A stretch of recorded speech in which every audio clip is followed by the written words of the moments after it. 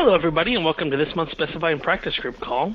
With that, a thank you to all those that I may have ran into last week when we were in St. Louis at Construct. But at this point, I want to hand it over to Dave and Lewis to get started with today's session. Dave and Lewis, over to you. Well, thank you, Matt. This is Dave coming to you from beautiful southern New Jersey today. Gorgeous day here. Just now beginning to recover from Construct and Skip last week. This was my first day back in the office, actually. So dealing with all those piled up emails, phone messages, and everything else sitting here waiting for me to take care of. And today we have a guest with us. I'll do a little bit of an introduction today. It's John Stewart. He's coming to us with some 20 years of experience through the Adhesives and Sealants Council, working on their technical committee. His past experience has been with Bostic, with Henry, and currently with Pecora in their R&D product development sector. So welcome, John. Thank you. And we have the infamous Lewis Metcalf. Coming to you from sunny downtown Nashville, Tennessee. That's it? Well, it's the temperatures begin to moderate, and it's been very pleasant the last few days. Okay, so now I will ask, Matt, can everyone see the screen? Because I did not get to select the monitor when I first clicked show the screen, so I want to make sure that that's working. I currently see the front slide. I will Good. see if the audience indicates that they can see it or not as well. All right. So the things, the reason Lewis and I picked sealants and caulking today is there have been some developments. We've had some manufacturers showing us some relatively new sealant materials, and that was in part why we've invited John to join us today. So we want to explore what's out there, what kinds of chemistries we have in sealants, what we can expect in the future. And we're expecting John to fill us in on all of that good information. And Lewis is going to be sharing the horror stories. Such as the one on your screen now, taken from the roof of a building that I do a fair amount of forensic investigations and reporting on the condition of existing properties. And so I have rather an extensive collection of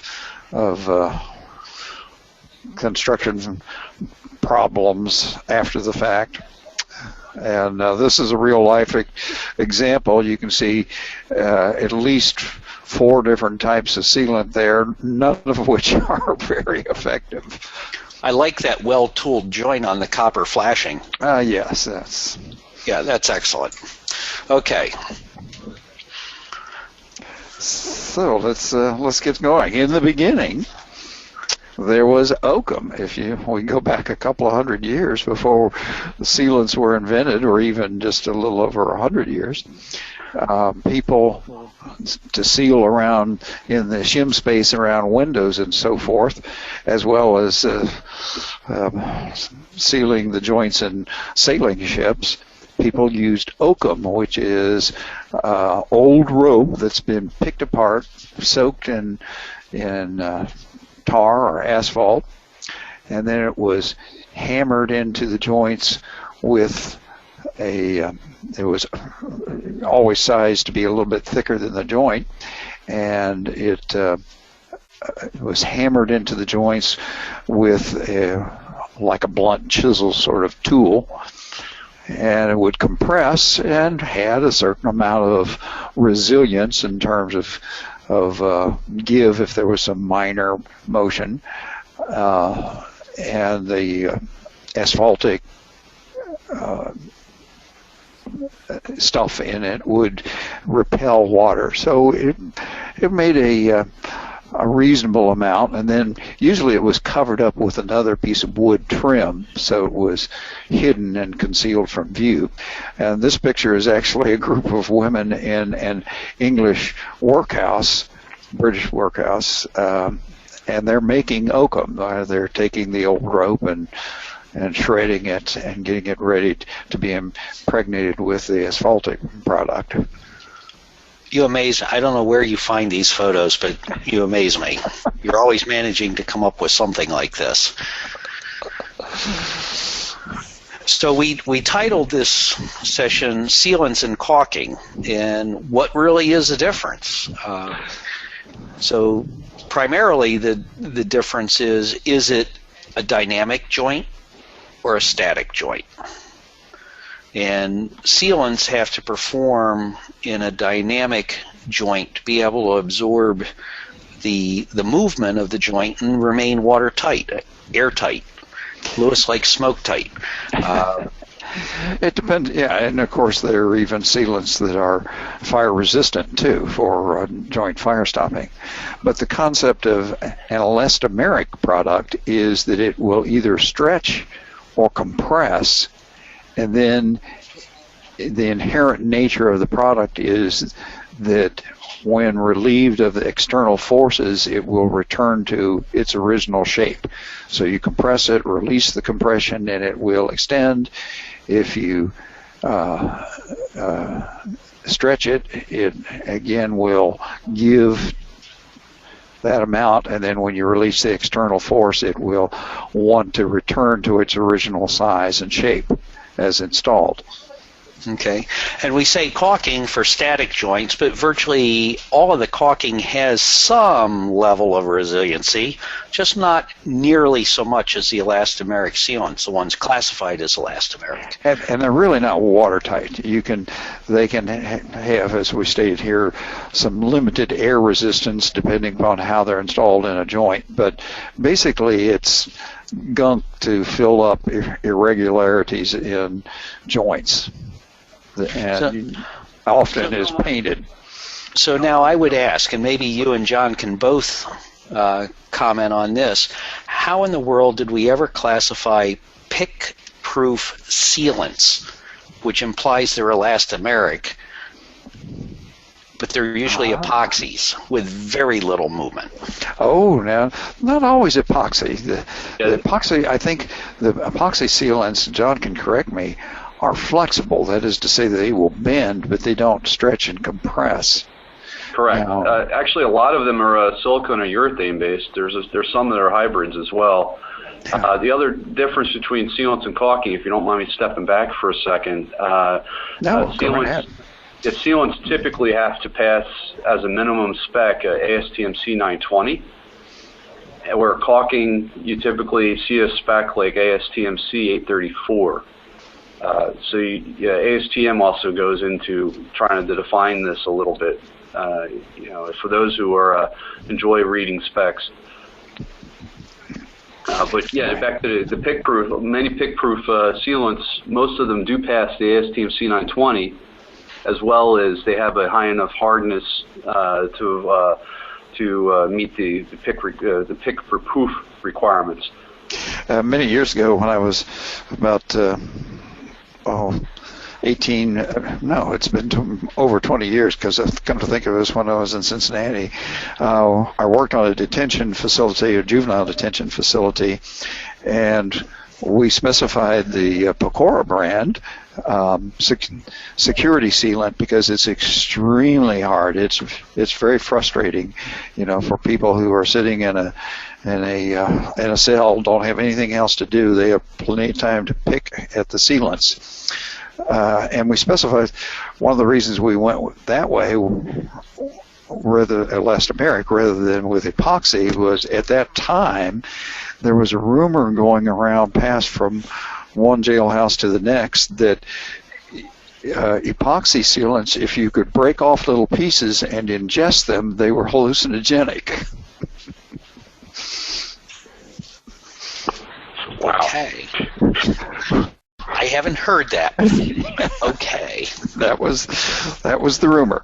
I don't think it was true, but it's amazing what people will believe. So that's one of the properties of an elastomeric sealant, whether it's for security reasons or otherwise, is that it does resist to a certain level damage because if you try to pick at it, it just gives. It'll bend and move and give a little bit rather than sitting there and letting you pick it out. And if you ever tried to cut it out even with a knife, it could be rather difficult. Let's go to the next. Okay, I was going to say, shall we move on? Yeah. So Lewis, just what should a sealant do? Well, the first thing it should do is allow movement without cohesive failure. You've all heard that phrase. This is a pavement joint in a major downtown building here in Nashville, and I just took this photo actually just recently last week. That joint has been there less than 10 years. And as you can see, it has lost some of its elasticity and it has ruptured down the middle, thus admitting water into the joint behind it. So that's cohesive failure. Or it may have moved farther than its capacity. In this case, it's not a major movement joint. I think it just gave way. It just failed for whatever reason. No, I don't think I have the picture. Folks, we had about 20 horror pictures, and you're not getting to see them all. But we'll do that. Maybe we'll do that in another session. And just. Okay. So, John, do you want to explain? We had one that was stretching, where a parapet was bending over backwards and had moved more than an inch, and it exceeded the stretching capability of the sealant. Just tore it right down the middle. But it wasn't a sealant failure as such. It was a true movement. Right. So, John, you want to explain cohesive failure to those that may not understand what that is? Yeah, I'll do my best. These get a little complicated at times, but cohesive failure is where the strength of the sealant, the internal strength of the sealant, is actually less than the strength that it has to the substrate, the adhesion strength. So it actually fails, as the picture shows very well, it fails in the middle of the sealant. Ideally, if you're ever going to have a sealant failure, it's kind of what you want, because it shows that you're never losing adhesion to your substrate.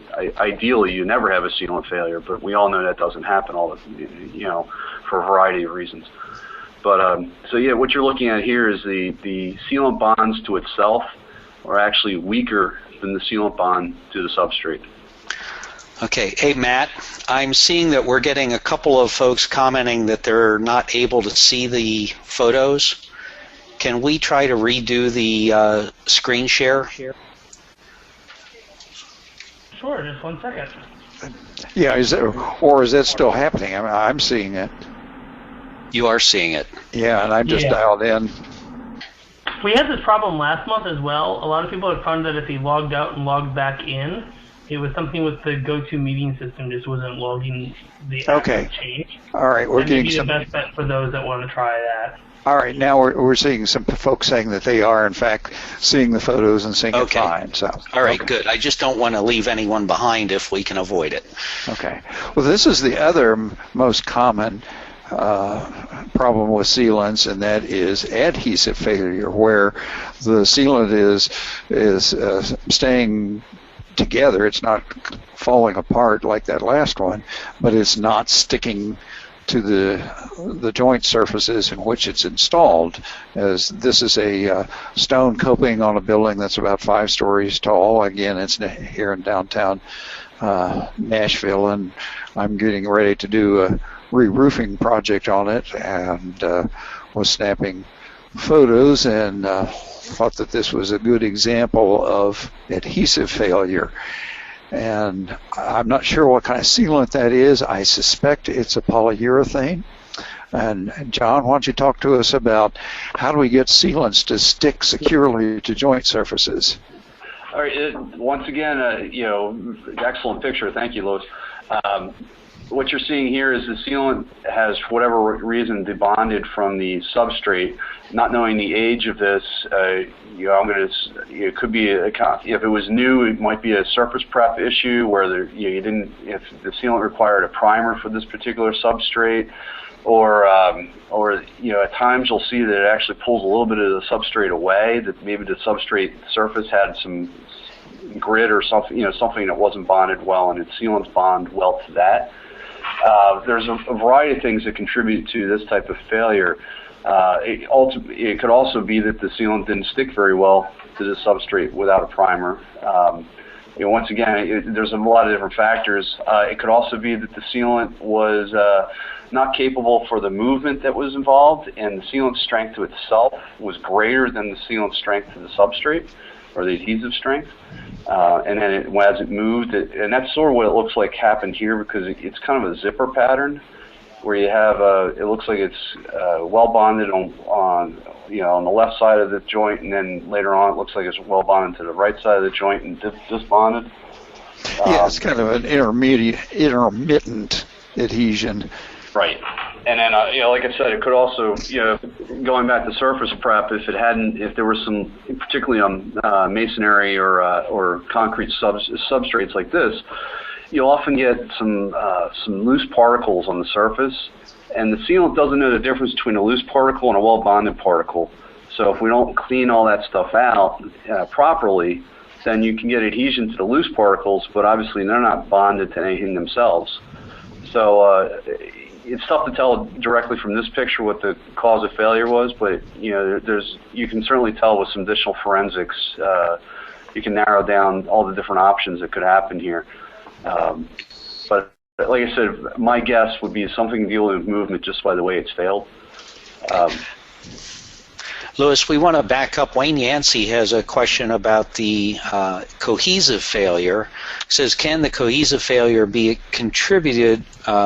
maybe attributed to poor hourglass shape, i.e., for example, it may be too thin to accommodate the movement? Well, that's certainly a possibility, but another possibility is that it's too thick. That when sealants are applied too thick, the amount of force necessary to move them can actually tear them down the middle. And actually, I kind of glossed over we might want to go back to cohesive failure. Yeah, let's go back to that slide. Since the question came up, we didn't really talk about what can cause cohesive failure. We just talked about what it was. You're right, absolutely. Joint design plays a huge part into this. Rule of thumb for width to depth is 2 to 1, but always check with your sealant manufacturer and guide specs to make sure that some sealants can be used outside of that rule of thumb, or in certain joint designs. Absolutely, other contributing factors. Other things can happen here is, type of sealants. Some are rated for a lot of movement. Some can handle a little bit of movement. So back to what Louis was saying is that, you could have you can be well bonded as a substrate and then move beyond what the sealant can handle. I think you talked about that in your parapet example.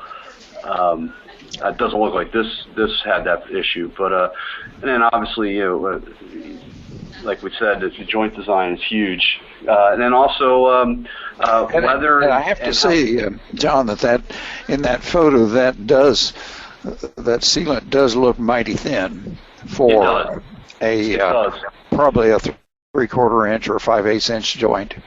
Right. The other thing I've seen, or two other areas that you need to be careful with, is weather. If sealants were applied, say it's in the winter, or when it's really cold and the joint's really open, and they applied it, and then that's a better case scenario than if it's really hot and the joint's closed. You might be getting more movement than you think because you applied it when the joint was closed, and you're getting 100% of the movement rather than, say, 50% of the movement when it was in the middle of the temperature range that substrate gets exposed to. The other thing you can see is, and this is not a case here, but If you get a lot of movement before the sealant has a chance to fully acquire all its properties, what we call early joint movement, in the case of single component sealants, some of them take 24 hours to get most of their properties.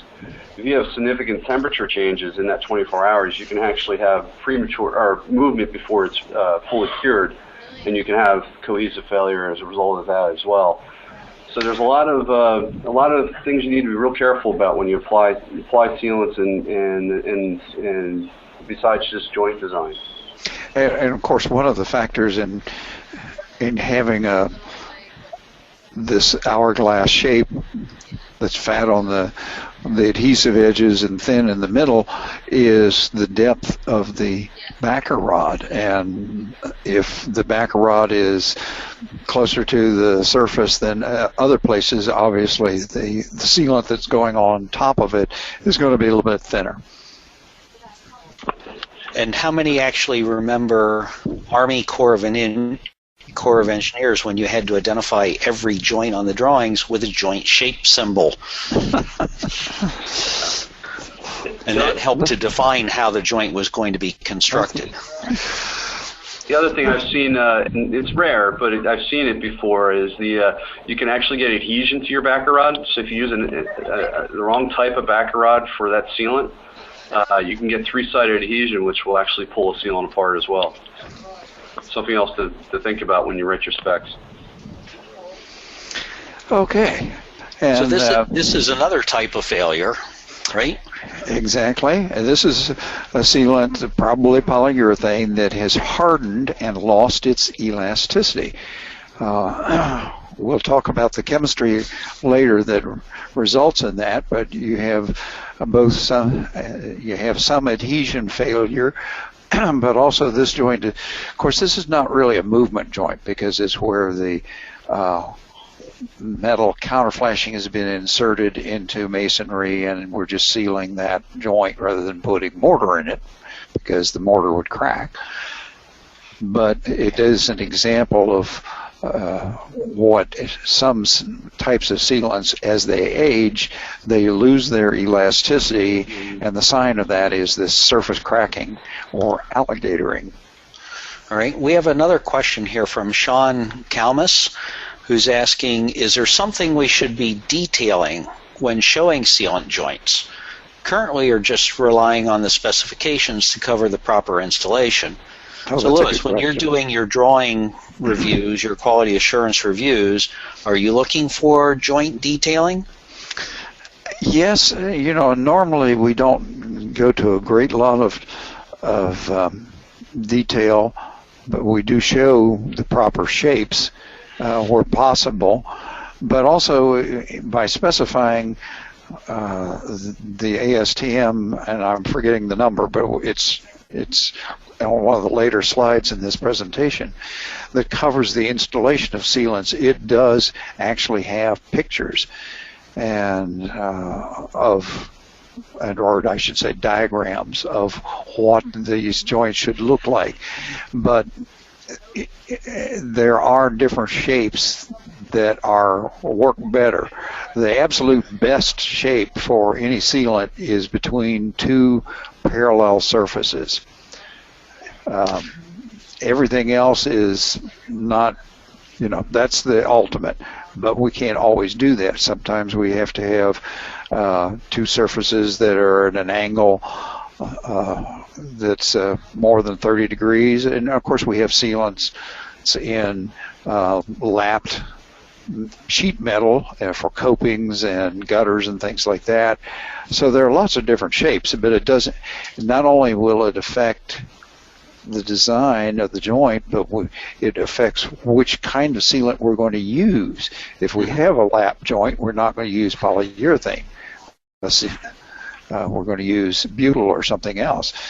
So those are good questions, but ultimately that's one of the reasons why we don't want to rely on a single application of sealant for waterproofing, for keeping water out of the building, is because we're totally reliant on the skill of the applicator and if they miss something or they get a little thin or other problems, they don't get the joints quite clean, we can get water in the building.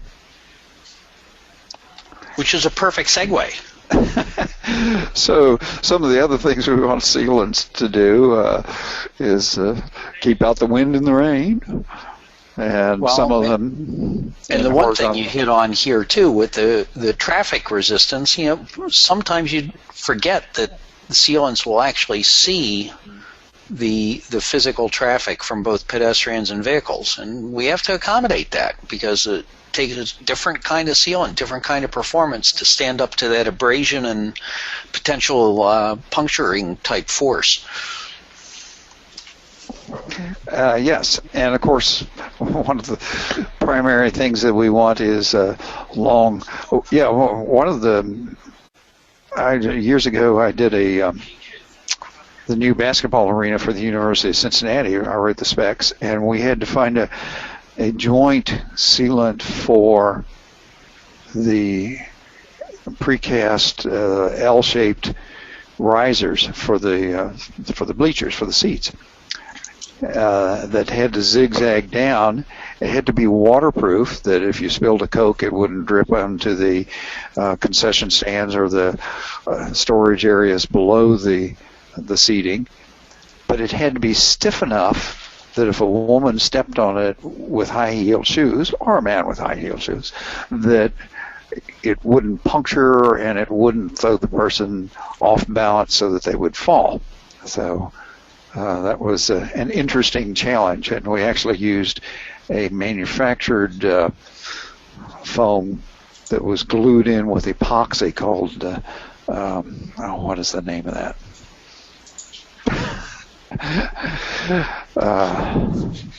I'll think of it in a minute. Okay, yeah, you've lost me on that one, so not quite sure. Evazote, which is still made.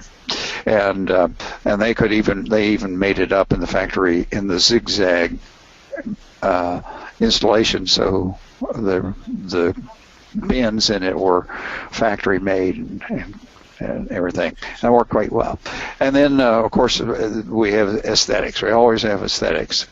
And one of the objections to or reluctances to use silicones in the past has been that the choice of colors was rather restricted, whereas with polyurethanes, two-part polyurethanes,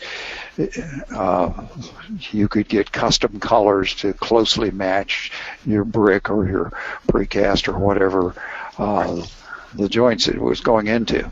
Right. I couldn't believe that you actually wrote suitable color when everybody knows the only color that architects pick is custom. Right, John, as a manufacturer, how many times are you dealing with custom color? Every day, multiple times a day. Yes. So we should just get rid of the suitable color or even manufacture standard colors. Everything ends up being custom anyhow. Well, I wouldn't use suitable in my spec. I think we need to address a couple of our comments and questions. Okay, go ahead. You take the reading this time. Okay, and then you get to answer this one. From Sheila, she writes, many manufacturers have come out with our own CI, I assume that means continuous insulation wall systems. Most require that their flashing tape lap into the openings of the building. If you place a bead of sealant and backer rod between the window or door frame and the flashing tape as a primary seal, what sealants would you recommend there? Are you aware of this issue? We are finding many failures with many of the standard recommended sealants that one would assume would work. They're not adhering to the flashing tapes. Right, and I think much of that... We're talking about the idea of the continuity between the air barrier membrane and the aluminum or the hollow metal door frames. Right, and I think a lot of that has to do with the material for the air barrier itself and the flashing tape, because if you're working with some of the asphaltic materials, trying to get a sealant to adhere to those can be problematic. And you need to look at especially the primer and those kinds of applications, make sure that you are going to end up with adhesion and you're not going to end up with incompatibility problems.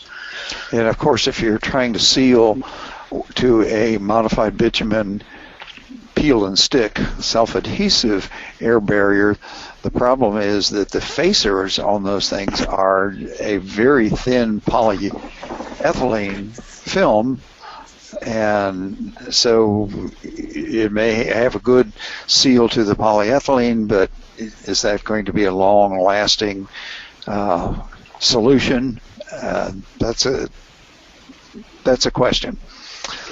Let's go on and say Tommy Smith says, who should ultimately select sealants for a particular application? Well, Tommy, everybody knows it's the specifier that's going to select the sealants, right? When was the last time an architect actually told me what kind of sealant to put in the spec? It's been a very long time. We usually try to ask if they have a preference, but oftentimes they're relying heavily on us to help them with those kinds of selections. Are you seeing the same thing, Louis? Oh yeah, what we're doing is in the specification, our spec master is that I list typical substrates, and then in my editing notes, and then say if you're using this kind of substrate, when do you want to use a medium modulus sealant? When do you want to use a low modulus or a high modulus? Munur Kronful, and forgive me if I'm mispronouncing your name, asks, can we use silicone sealants in vehicular traffic areas, or is it recommended to go to polyurethane? Well, John, you sell both. What do you think? I'm sorry, I'm still hung up on the word modulus. Do you think we need to define that for everybody? Yeah, we'll come back to that when we get to the selection, well, here in the selection criteria. But right now, let's answer Munur's question about, can you use silicone for vehicle traffic joints? The answer is yes. There are several manufacturers that make traffic-grade silicones, so it all comes down to a variety of details. Performance is obviously key, and then availability and cost and all those other things that specifiers have to concern themselves with. But yes, there are both urethanes and silicones available in the marketplace. And since that is related to the question of modulus, that strength to be able to resist traffic, why don't you take a minute and explain for our folks what high, low, and medium modulus is, and just what the word means. All right, yeah, in modulus, it gets very often misused because, well, in our industry, actually, it is completely misused. When you're in school, you learn about something called Young's modulus, and that's a completely different thing. So just erase that from your mind for a couple seconds here. The way our industry tests and analyzes modulus is we extend the sealant a certain distance, usually 100% elongation, and then we measure the strength at that elongation. The force that it takes to make it move. Correct. So a low modulus sealant would be something that would have very low strength, or has very little resistance to pulling it apart. And then a high modulus sealant would be something like a traffic grade product, where it takes a lot of force to pull the sealant apart at 100% or whatever the number is. So, and you do have to think about where you're putting this, because I have seen installations of sealants on eaves, for example, where they used a high modulus sealant and it actually pulled the finished coat off the base coat of the eaves, revealing the insulation core behind it. I'm glad you said that, because I was just getting ready to go there. You have to, even with your traffic grade products, there's different modulus products in that category. And if you have a concern with a substrate that's not as strong, the substrate may not have as much cohesive strength as the sealant has, and you can actually cause substrate failure, the rupture of the substrate. One of the projects I worked on in Cincinnati was a high-rise building that was 23 stories tall, and it was built on a lot that was narrower than my house lot. So, in effect, it was like building a very large cereal box. And the structural engineer was anticipating a fair amount of movement, especially towards the top of the building in heavy winds.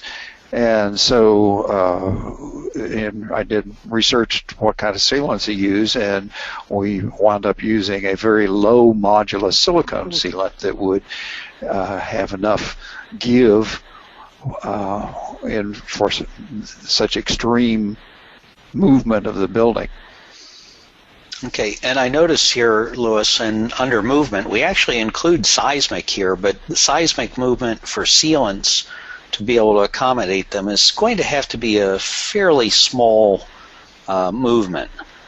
Well, what that means is, you know, typically your seismic isolation joints are going to be 2 inches wide, so you've got to seal that.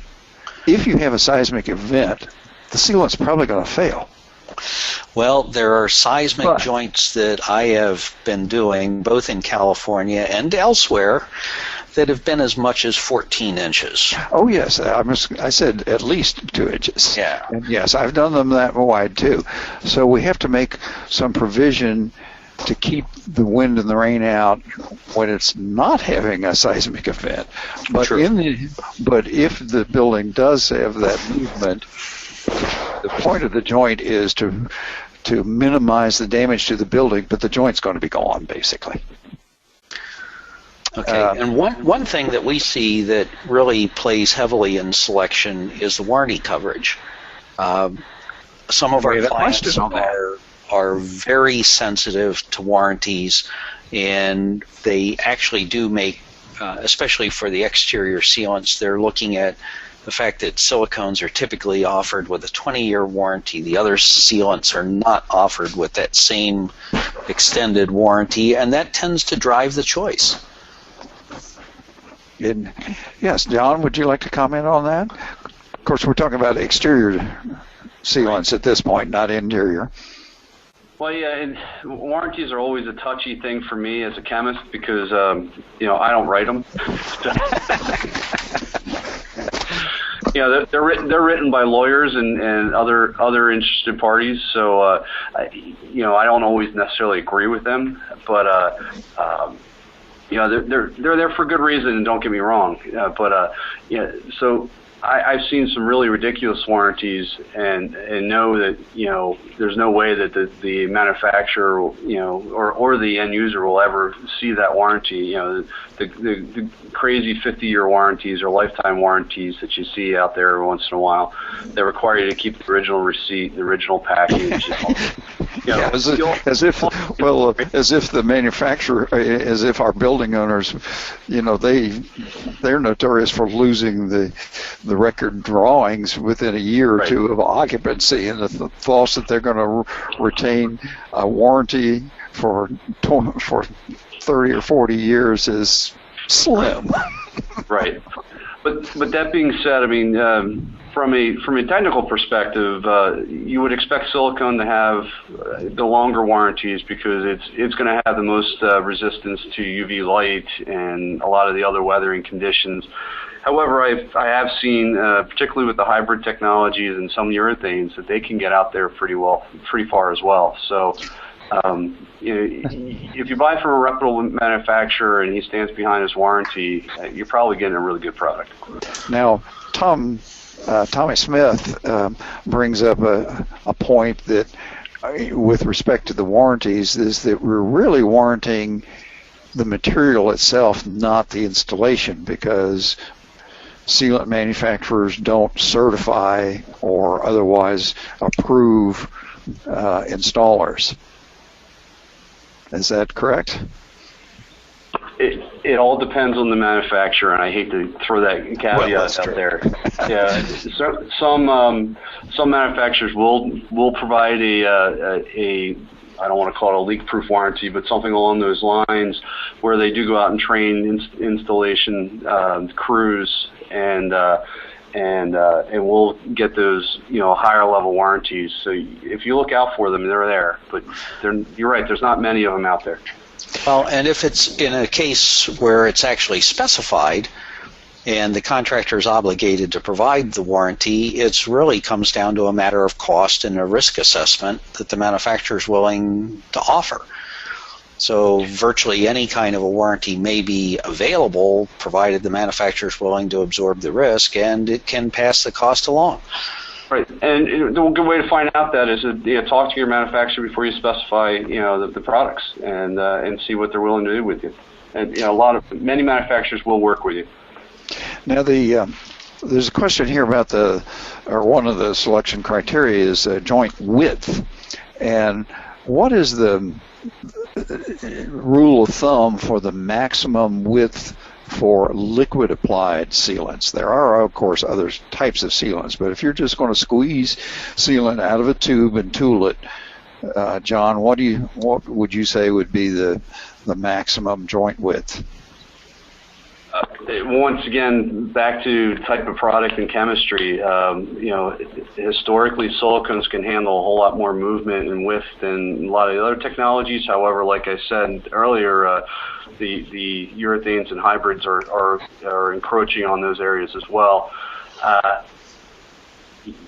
You don't typically see many joint widths greater than 2 inches. An inch is pretty common. An inch and below is pretty common. But if you work with your manufacturer, they may have a product that can go even greater than 1 or 2 inches, depending on technology and the product capability and joint design and all these other things we're talking about. Which, as you get larger in joint width, these things come in bigger play. Right. And one of the concerns you have to be thinking about anyhow with the joint width is the minimum width, because most of the sealants are recommended at least a 1/4 inch wide joint. And I just finished a restoration project where the exterior stone was set with an 1/8 inch joint or less. So trying to find a sealant that was even going to be capable of working there was a challenge. Okay. That's ball joint problem as well. You're right. 1/8 inch is really small. I mean, I question whether when it's hot and closed, whether there's anything left. Exactly. Yeah, there's not much that you can get out the movement out of that kind of a joint. Bob Pertrell says that the maximum width that he was able to be successful with was 6 inches using a silicone, and that's really pushing the envelope, Bob. I think a rule of thumb is stick to about 1 inch or 1.5 inches for liquid applied sealants, and then you may want to think about a different type, such as an expanding tape. Which brings us to chemistries. And when I started... I think we should let John take the lead on this, since he's the chemist, and I'm not. So the first question, explain all the differences. The first question is, does Picora still make polysulfides? We still carry polysulfide, yes. Typically, polysulfides are a real specialty sealant, and for fuel resistance, chemical resistance, that's really the only place you really see polysulfides get used broadly anymore. But they were pretty much the first true elastomeric sealant. That's what I remember using back in the 1960s when I got started in this crazy business. Yes, and it's still one of the best for continuous immersion as well. Yes.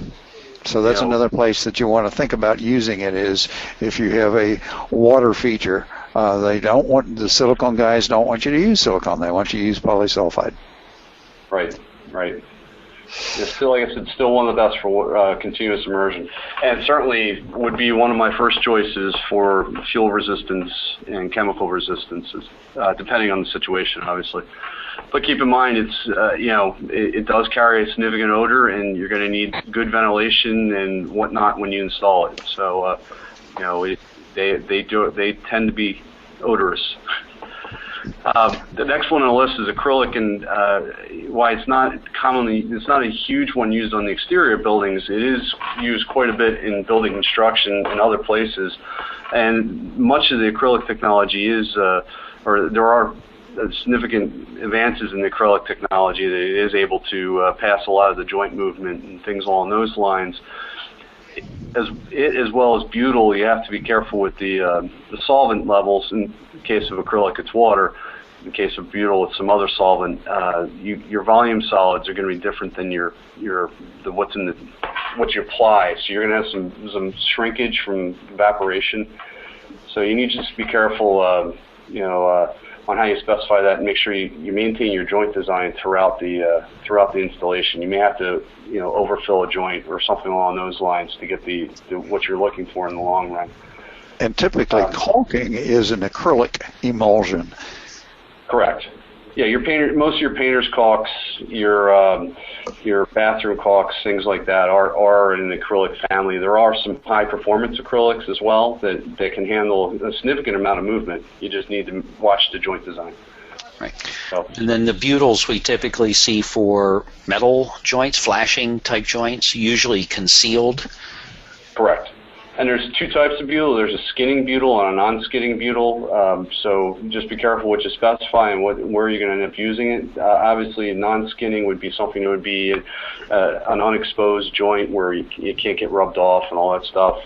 And a skinning butyl will actually get a hard skin. Butyls, in my opinion, can, particularly if they're not well formulated or older chemistry, they can dry out over time. So you get some of those. You may have some of those pictures that Lewis showed earlier. So you just got to be careful. That you want something that's got that has a lot of history and you understand what the product looks like down the line.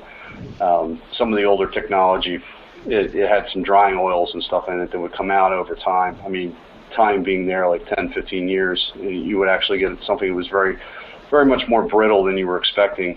After 10 or 20 years. Did you guys want to comment anything else on the first three before we dive into? No, go ahead. Go ahead. Yeah, the next four are reactive chemistries. So the polyurethane 1 and 2 part and the silicone 1 and 2 part. One part in both cases are the second part's actually moisture in the air. So they require, if you have dramatic humidity changes, if you're up in the Colorado mountains, they are going to cure differently than if you're in Florida or Houston or or in the deserts of Phoenix, or around Phoenix.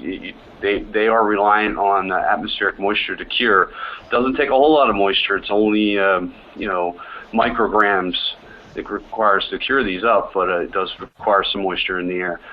Now the two-part polyurethanes that's one of the advantages of using them is you can get the custom colors by having the color packs and mixing them correctly, and it's my understanding that they cure faster also. They can, depending on how they're formulated. There's several ways of getting two-part urethanes to cure. So most of the common ones will have. Their skin rates can be about the same, but they're as the single component urethanes, but they're cure through. And when I say that cure through, I mean that the amount of time it takes the product to cure from the top to the bottom is going to be much faster than a single component urethane. And now you're right. You can get field tintable versions where you can custom make your color. You have a little color pack, and you have. You usually have some kind of a second part that has some kind of activator in it. Please don't short the activator. We package them in precise components, so you're supposed to use all of one into all of part A and all of part B. A common application error is that you only use half of the activator, thinking that you're going to save yourself some money. And then you get massive failures down the line, and you're scratching your head on why you have 13 extra D-packs. But polyurethanes, between having a fairly high modulus and having the ability to do custom colors, I think make an ideal sealant for interior tile joints, soft joints and tile flooring. I would agree. We sell a lot of product. A lot of our 2K urethane goes in that direction. Really nice for that application because you can get back on the floor relatively quick. and like you said, get the custom colors and really holds up to the joint movement and whatnot that you would have in interior. But they also work really well. A lot of the traffic joints in the world are two-part urethane. And now the first 5 types are all organic chemistry. And we had a question from Rosa Cheney: is there any issue with UV exposure to any of the sealant chemistries mentioned?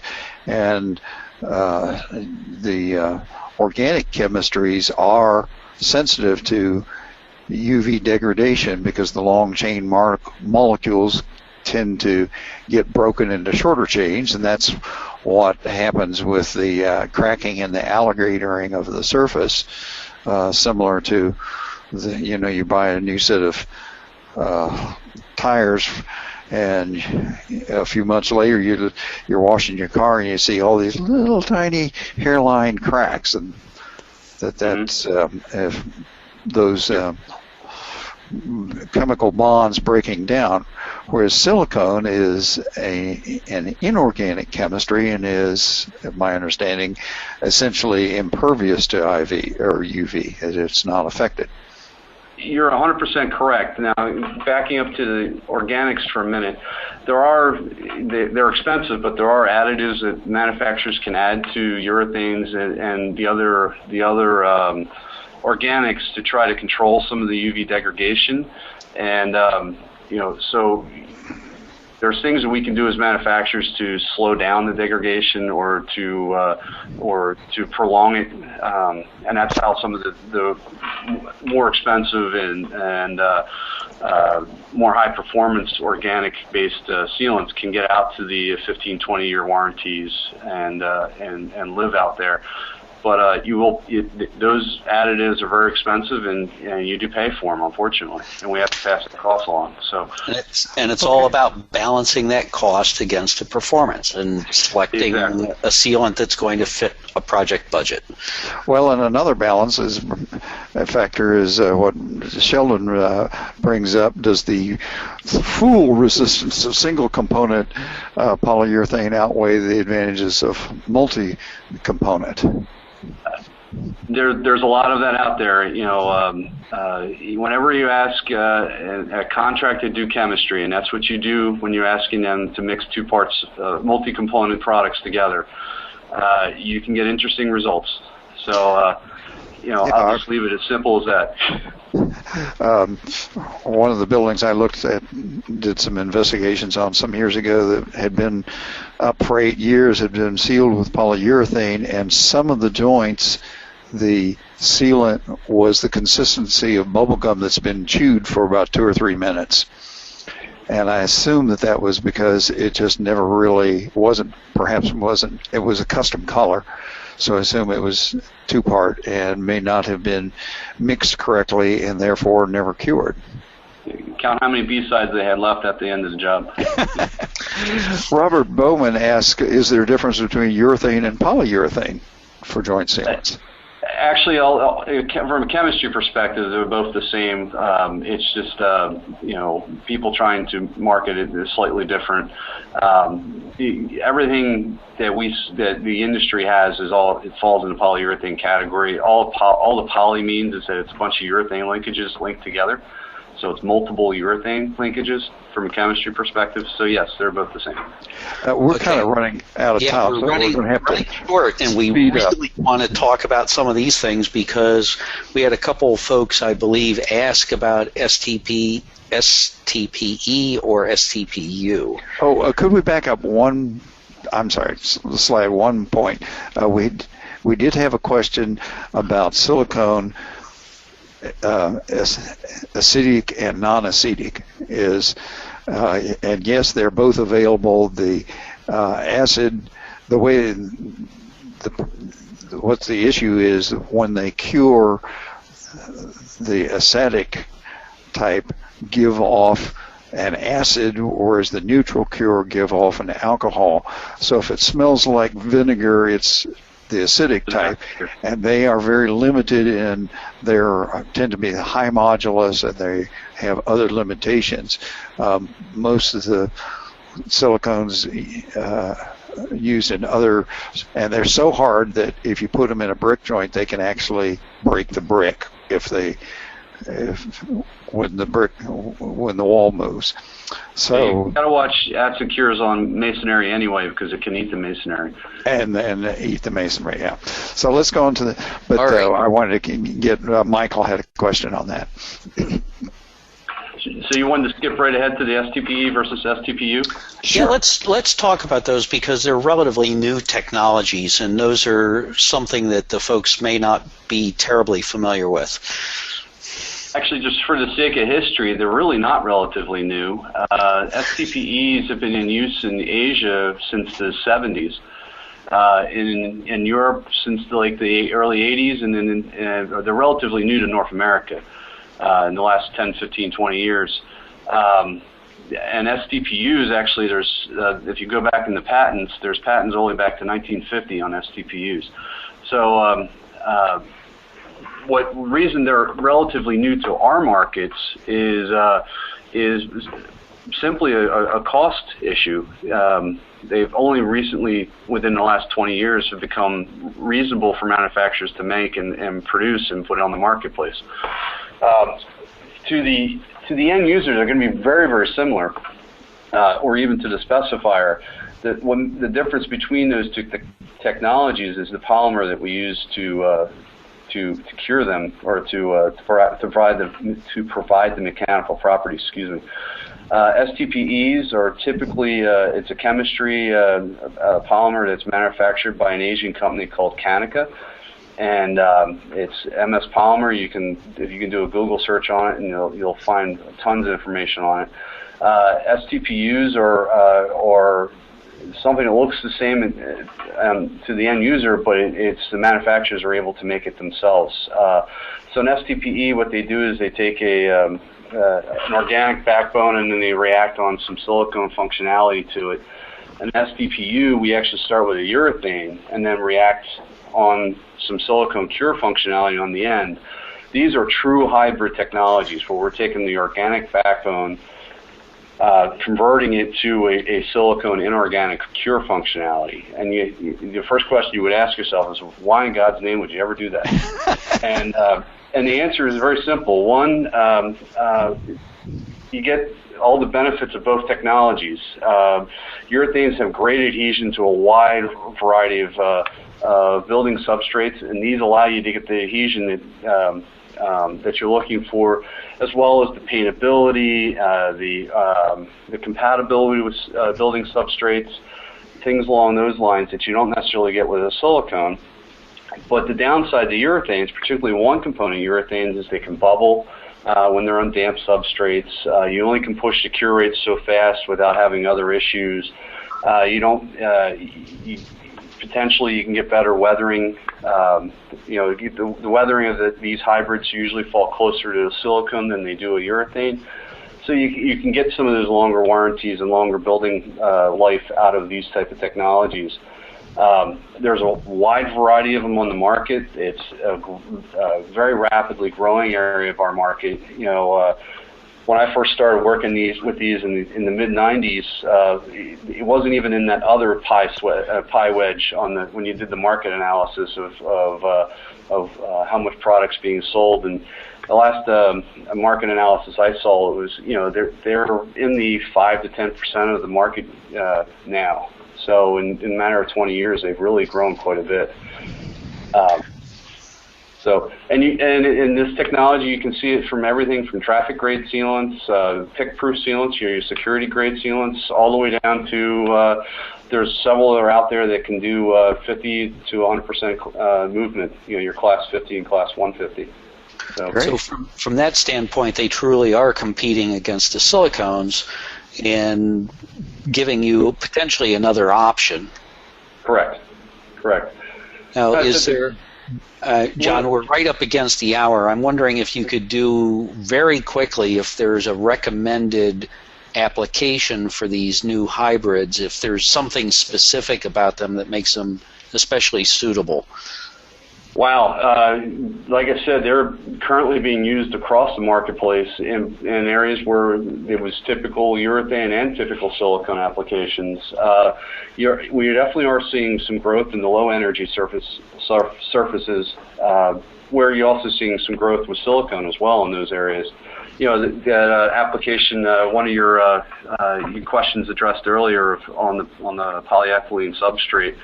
Some of these are finding use in those areas, and they're finding good success there. So, well, I was going to say that a number of the new air barrier, fluid-applied air barrier products are STPE, and so it might make a lot of sense to use the STPE sealant between those types of air barriers and the aluminum frames of the windows and the steel door openings. I agree, and one of the other interesting things that people are just learning about STPEs is they are oftentimes compatible with silicone. So it's a way of integrating transitions between silicone and the urethanes, or silicone and other organic substrates, or sealants or coatings or whatever. So Okay. something else to think about. All right. Well, Louis, we didn't finish. Not We quite. came close. We didn't finish, but we are up against the hour, so I think we're going to have to end here. I'd like to take an opportunity just to thank John Stewart for joining us today and bringing his wealth of knowledge on the chemistry side of the sealants and Oh, yes. contributing to the discussion. It was very much appreciated, John. Our audience is giving him a standing ovation. I can see them standing up all over the country. Well, guys, I really appreciate it. It was a lot of fun. I hope to do it again with you sometime. Okay, and we'd love to have you back. Our next session is scheduled November 12th, right? Second Thursday. No, first Thursday, November 5th. Thursday. I'm sorry. I'm confused because we moved it this month. Okay, You're so easily- November 5th, you're easy to 3 o'clock. So, Louis, you only have you have one less week to get ready. That's true. And next month we're going to have a similar discussion with a guest speaker, my very good close friend Kent Kyle, who is a representative for PPG Architectural Coatings, and we're going to talk about some general issues relating to paint and paint specifications. So I hope that you'll join us for that.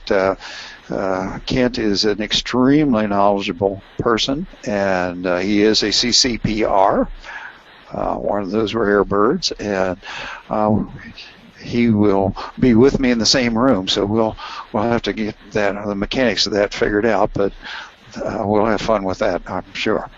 All right. Well, thank you so much, everyone, for joining us. We look forward to having you back again next month.